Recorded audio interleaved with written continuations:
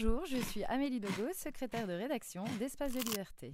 Juste avant d'écouter Amélie, un petit mot pour vous dire qu'EDL sort son nouveau numéro d'avril.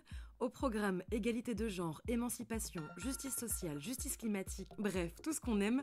Pour l'occasion, on a repris quelques recommandations du Centre d'action laïque à l'approche des élections pour mieux vivre ensemble. Et on vous en propose 7 articles fouillés à retrouver dans notre rubrique La Tartine. Parmi ces sujets, j'ai envie, avec toute ma subjectivité, de mettre en avant 2 d'entre eux. Tout d'abord, l'article de Justine Bolsens, Émancipation et autonomie, moteur de la marche du progrès. Donc, dans cet article, Justine parle de toute une série de questions éthiques qui laissent transparaître la question de l'autonomie et de l'émancipation, la question de l'euthanasie, de l'IVG, de l'égalité de genre, des droits des détenus, ainsi que celle des psychotropes.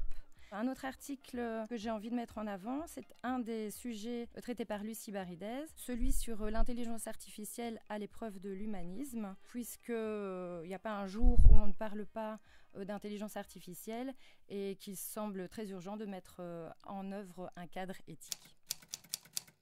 Bonjour, je m'appelle Lionel Rubin, je suis chargé d'études au Centre d'action laïque dans la cellule études et stratégies et j'ai écrit un article sur l'état de droit, un système négociable dans le dernier numéro d'avril d'EDL. L'idée c'est de s'interroger sur notre état de droit qui est en fait un système institutionnel qui permet une égalité de traitement de tous les citoyens devant la loi. Puisque la loi prime surtout sur les décisions politiques et les préceptes religieux. Mais actuellement, en fait, on s'aperçoit que de plus en plus de décisions de justice sur ces exercices de droits fondamentaux, en fait, sont reniées petit à petit.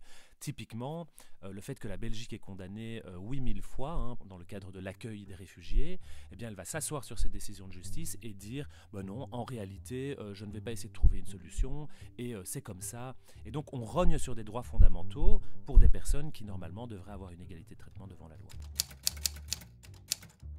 La Big Boss aussi a participé à ce numéro d'avril, direction le Portugal, 50 ans après la révolution des œillets. Bonjour, je m'appelle Sandra Evra, je suis la rédactrice en chef d'Espace de Liberté et j'ai écrit pour ce numéro Portugal, des œillets et une vague brune. Cet article, c'est une interview de Victor Pereira, qui est l'auteur du livre C'est le peuple qui commande.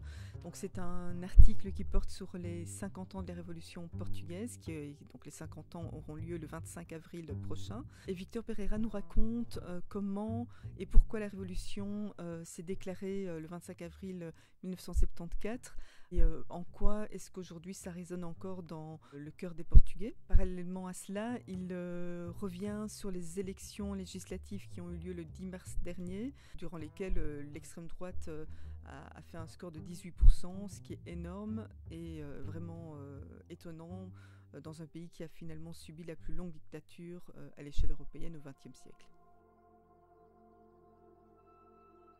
Suivez-nous sur nos réseaux, lisez-nous et abonnez-vous sur notre site edl.laïcité.be. Espace de liberté pour vous servir. Ah mais oui, espace de liberté. Espace de liberté. Espace de liberté. Espèce de liberté. Ah, en plus.